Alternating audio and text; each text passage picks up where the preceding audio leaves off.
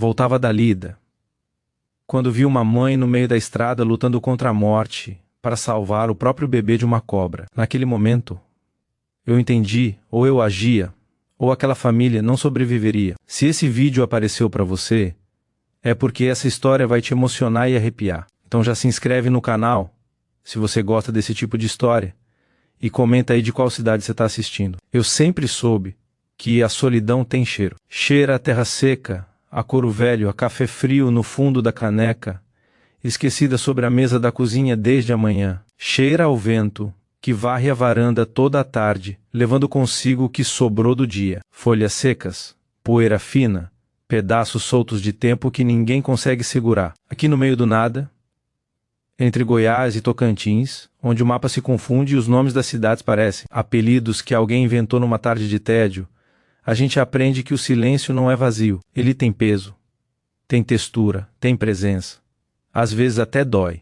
Meu cavalo branco conhece esse silêncio melhor que eu. Faz 15 anos que montamos juntos, ele e eu, percorrendo os mesmos caminhos, as mesmas cercas, os mesmos horizontes que nunca mudam de lugar. O nome dele é Fantasma, não por ser arisco ou assombrado, mas porque de longe, quando o sol bate certo e a poeira sobe da estrada, parece que a gente flutua, homem e bicho. Uma coisa só, brancos contra o vermelho da terra, o verde queimado do cerrado. Ele é paciente, esse cavalo. Entendeu o ritmo, sabe quando eu preciso andar devagar? Quando preciso parar apenas para olhar o céu sem motivo aparente? Quando preciso ficar em silêncio, porque as palavras não servem para nada? Nunca reclama, nunca se apressa. É companheiro de verdade, do tipo que não exige palavra para estar junto. E ao meu lado, sempre atento, sempre presente, caminha meu cachorro Caramelo, sem raça definida, sem pedigree, sem nome pomposo, escrito em papel timbrado. Eu o chamo apenas de Caramelo, porque foi assim que ele chegou. Cor de açúcar queimado, pelagem irregular, magro demais, com os olhos pedindo um lugar no mundo onde ele pudesse simplesmente existir sem ser enxotado. Apareceu na porteira da fazenda há uns 7 anos, todo sujo, com as costelas marcando sob a pele fina, e nunca mais foi embora. Não precisou. Aqui quem fica é quem escolhe ficar. Não tem documento, não tem contrato, não tem promessa falsa. Ele me segue desde então, fiel como poucos, leal de um jeito que eu aprendi a não questionar. Não late à toa. Não late por medo ou por tédio. Só late quando algo está errado. E eu aprendi a confiar nesse instinto dele mais do que no meu próprio. Porque bicho não mente, bicho não finge. Bicho sente que a gente demora demais para perceber. Nós três formamos uma espécie de trindade silenciosa, o homem, o cavalo e o cachorro. Cruzamos a fazenda todos os dias, verificando cercas que o tempo insiste em romper, olhando o gado que pasta devagar, sob o sol inclemente, consertando o que o vento, a chuva ou simplesmente os anos rasgaram sem pedir licença. É uma rotina que não muda. Não precisa mudar. Tem quem ache isso entediante, eu sei. Tem quem não aguente 3 dias dessa vida sem reclamar da monotonia, da falta de estímulo, da ausência de novidade. Mas, para mim, depois de tudo que passei, essa repetição virou bênção. É previsível, é segura, não traz surpresa, e surpresa aprendi da pior forma possível. Quase sempre traz dor. Faz 8 anos que minha mulher morreu. 8 anos. 4 meses e 17 dias para ser exato. Não que eu conte propositalmente. Não faço risquinho na parede, nem acendo vela todo mês, como quem cumpre ritual sagrado. Mas o corpo guarda, a memória marca, a alma não esquece. Mesmo quando a cabeça tenta fingir que sim. Tem dias que eu ainda viro pro lado na cama, esperando encontrá-la ali, e acordo com o peito apertado com o ar faltando. Quando percebo que o espaço está vazio, frio, sempre frio, não importa quantos cobertores eu empilhe. Ela se chamava Cida, Aparecida, nome de santa, jeito de menina. Nunca cresceu completamente, que guardou dentro de si uma centelha de alegria que o mundo não conseguiu apagar. Raia alto, daquele jeito que enche a casa inteira, que faz até as paredes parecerem mais quentes. Cozinhava com a janela aberta para o vento entrar. Dizia que comida feita em lugar fechado não tem alma. Cantava enquanto estendia a roupa no varal. Músicas antigas que ela aprendeu com a mãe, com a avó, com gerações de mulheres que vieram antes dela e que sabiam transformar trabalho em dança. Ela transformava a casa em algo maior do que 4 paredes e um telhado.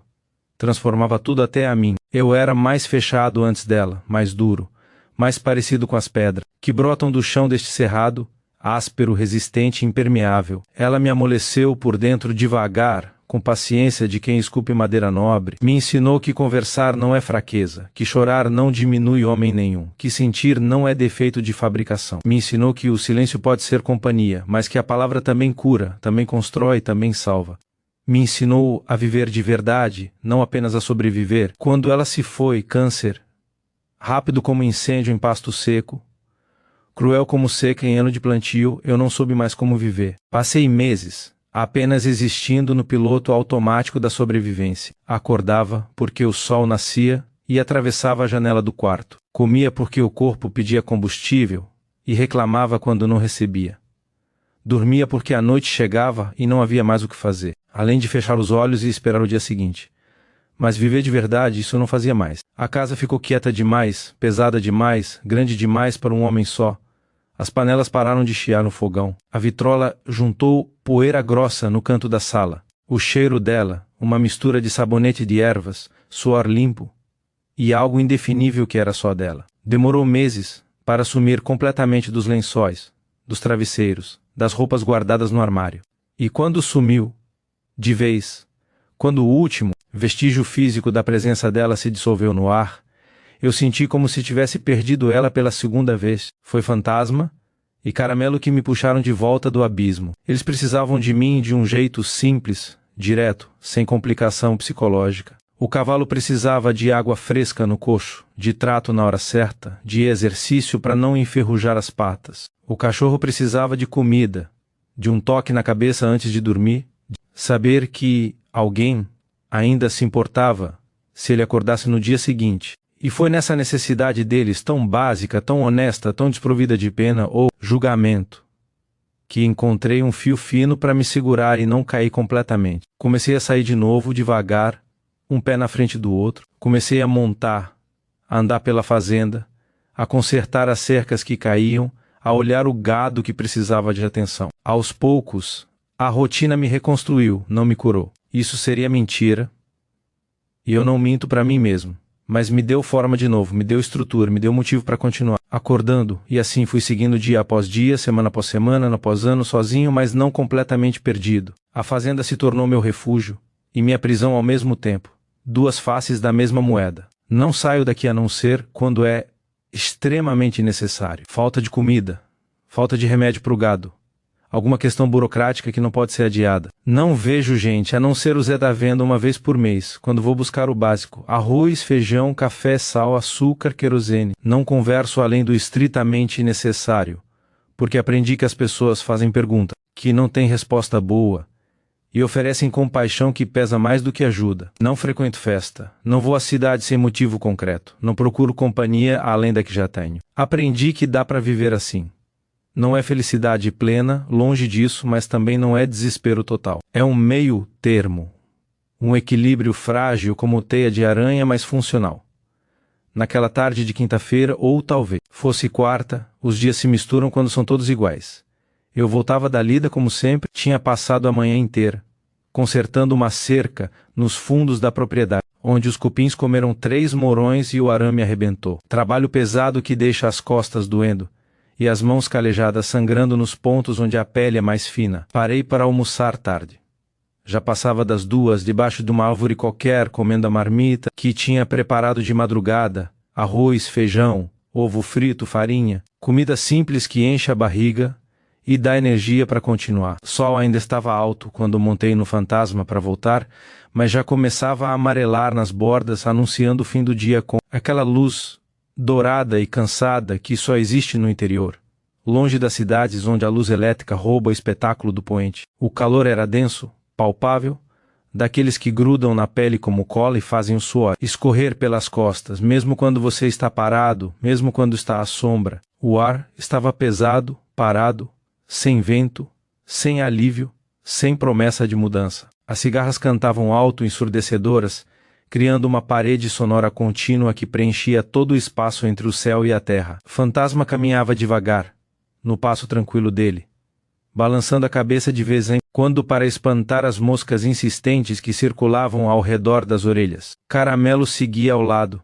a língua para fora, ofegante, levantando pequenas nuvens de poeira a cada passo. Eu não pensava em nada específico. Minha mente estava naquele estado meio vago, meio flutuante que a gente entra depois de horas de trabalho. Braçal sob o sol escaldante, pensamentos soltos, desconexos, que vêm e vão sem formar narrativa coerente. A estrada de terra, batida se estendia à frente, longa e reta como régua, cortando os campos secos de lado a lado. De cada lado, capim baixo, queimado pelo sol implacável dos últimos meses sem chuva, e algumas árvores tortas, cascudas, retorcidas, sobreviventes natas, que aprenderam a extrair vida de solo ingrato. O chão estava duro, rachado em desenhos geométricos irregulares, esperando pela chuva que teimava em não vir. A poeira levantava com cada passo do cavalo, fina como talco, avermelhada como sangue diluído, grudando nas botas, na roupa, na pele, nos pelos de caramelo. Eu conhecia aquele caminho de cores e salteado. Podia percorrê-lo de olhos fechados, guiado apenas pelo balanço familiar do cavalo, pelo som conhecido, dos cascos na terra, pela memória muscular de 15 anos repetindo o mesmo trajeto, cada curva inexistente, cada árvore solitária, cada pedra meio enterrada no meio da estrada. Era o mesmo caminho que eu fazia todo dia, às vezes 2 vezes por dia, dependendo do serviço. Nada nunca mudava ali. E talvez fosse exatamente por isso, por causa dessa previsibilidade absoluta, dessa monotonia reconfortante, que quando algo mudou de verdade, meu corpo reagiu antes mesmo da minha mente consciente entender o que estava acontecendo. O fantasma diminuiu o passo. Não parou completamente, mas hesitou. Quebrou o ritmo constante que mantinha a quilômetros. As orelhas dele se moveram para frente, tensas, rígidas, captando algo que eu ainda não tinha percebido. Caramelo também mudou, parou de ofegar, fechou a boca, levantou o focinho, farejando o ar com intensidade. Não rosnou imediatamente, mas ficou rígido, o corpo inteiro em estado de alerta máximo. Eu senti um arrepio subir pela nuca, lento, gelado, apesar do calor sufocante. Não era medo ainda. Não exatamente. Era mais um pressentimento, uma sensação estranha, incômoda, como o ar muda sutilmente antes de uma tempestade violenta. Algo estava fora do lugar, algo estava errado. Ajustei-me na cela, endireitando as costas, esticando o pescoço para enxergar melhor à frente. A estrada seguia reta por mais uns 200 metros. Depois fazia uma curva suave para a esquerda, onde algumas árvores mais altas formavam uma sombra rala. Não vi nada de anormal a princípio. Nenhum bicho solto, nenhum galho caído, nenhum sinal óbvio de problema. Mas Fantasma não relaxou, e Caramelo continuou parado como estátua, focado, olhando fixo para algum ponto específico além da curva. Continuei avançando, mais devagar agora, mais cauteloso. A cada passo, a tensão aumentava. Era como se o silêncio tivesse ficado ainda mais pesado. As cigarras, que cantavam sem parar há horas, de repente pararam todas ao mesmo tempo. O vento cessou completamente. Até os pássaros tinham sumido. E foi então que eu ouvi, fraco, distante, mas inconfundível, um choro de criança. Meu coração disparou. Puxei as rédeas, parando o fantasma completamente. Fiquei imóvel, escutando, tentando confirmar que não era imaginação. O som estava ali. Vinha de algum lugar à frente, além da curva. Era um choro fraco, abafado, como se estivesse longe, ou como se a criança não tivesse força para chorar alto. Caramelo rosnou baixo. Não era ameaça, era alerta, era aviso. Desci do cavalo num movimento rápido, amarrei as rédeas numa árvore próxima e fiz sinal para Caramelo me seguir. Ele veio colado em mim, o corpo tenso, os olhos fixos à frente. Avancei a pé devagar, tentando não fazer barulho, o que era quase impossível com a terra seca estalando sob as botas. O coração batia forte no peito. A respiração estava curta, controlada, não sabia o que esperar. Contornei a curva com cuidado, e foi então que vi. E o que vi me gelou por dentro, me prendeu no lugar, me fez esquecer de respirar. No meio da estrada, sob o sol impiedoso, estava uma mulher. Ela estava de joelhos, curvada, tremendo, suada, ofegante, os braços estendidos à frente, como se estivesse tentando proteger algo. O cabelo escuro grudado no rosto molhado, a roupa simples, gasta, rasgada, os pés descalços, sujos de terra e sangue, e à frente dela, enrolada, sinuosa, rápida, estava uma cobra, coral, grande, grossa, as cores vibrantes, vermelho, preto, branco, brilhando sob a luz armada pronta para o bote. E atrás da mulher, jogado no chão, havia um cesto velho de palha, Dentro dele, um bebê chorava fraco, desesperado, indefeso. E nesse exato momento eu entendi tudo. A mulher não estava ali por acaso, não estava descansando. Ela estava lutando para não morrer, lutando para proteger o filho. E a cobra tentava chegar até a criança. Meu corpo reagiu, antes da mente terminar de processar. Não foi pensamento, foi puro instinto. O tipo de resposta que vem de um lugar anterior à razão, um lugar onde a sobrevivência e a compaixão se misturam sem pedir licença. A cena à minha frente era brutal na simplicidade. Não havia ambiguidade. Não havia dúvida sobre o que estava acontecendo. Uma mulher exaurida protegia um bebê de uma cobra coral e pelo estado dela, tremendo, suada, mal se sustentando, aquilo já durava tempo demais. Consegui ver melhor agora. A mulher devia ter uns 25, talvez 30 anos. Magra demais para estar saudável. A pele morena queimada de sol, as roupas, um vestido simples de algodão que já foi azul, mas agora era quase branco, de tão desbotado. Estavam rasgadas em vários lugares. Os pés descalços sangravam. Não eram ferimentos novos, eram bolhas estouradas, calos abertos, cortes de pedra, pés de quem andou quilômetros sem parar. Mas o pior era a perna esquerda. Logo abaixo do joelho, na panturrilha, havia uma marca inconfundível, 2 furos pequenos próximos, cercados por pele inchada e arroxeada. A calça do vestido estava rasgada ali, manchada de sangue já seco misturado com poeira. O veneno, ela tinha sido picada. Quanto tempo atrás? Eu não sabia, mas o suficiente para o corpo começar a reagir. A perna tremia descontroladamente. O rosto tinha aquele tom pálido, acinzentado, que anuncia choque. Os lábios estavam arroxeados, as mãos estendidas à frente, tentando manter a cobra longe do cesto. Tremiam tanto que mal conseguiam manter a posição. E ainda assim, ela não tinha desistido, a cobra. Deus do céu, aquela cobra era maior do que qualquer coral que eu já tinha visto.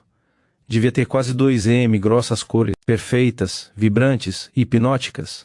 Vermelho sangue, preto profundo, branco puro, repetindo em anéis ao longo de todo o corpo sinuoso. A cabeça triangular estava levantada. Os olhos pequenos e frios focados no cesto. Língua fina entrava e saía rapidamente, captando informações químicas do ar. Ela estava enrolada a uns 2 metros da mulher, mas não parada. Cada poucos segundos desenrolava parte do corpo, avançava meio metro, testava e cada vez que avançava, a mulher se jogava para o lado, bloqueando com as mãos, com os braços, com o próprio corpo. Não havia arma, não havia pau, pedra, nada. Apenas a barreira frágil de um corpo humano esgotado entre o predador e a presa. O bebê no cesto chorava fraco agora. Não era mais aquele choro forte, recém-nascido, exigindo atenção. Era um choro cansado, resignado, como se até a criança soubesse que algo estava muito errado. O rostinho estava vermelho, os olhinhos fechados com força. Devia ter no maca.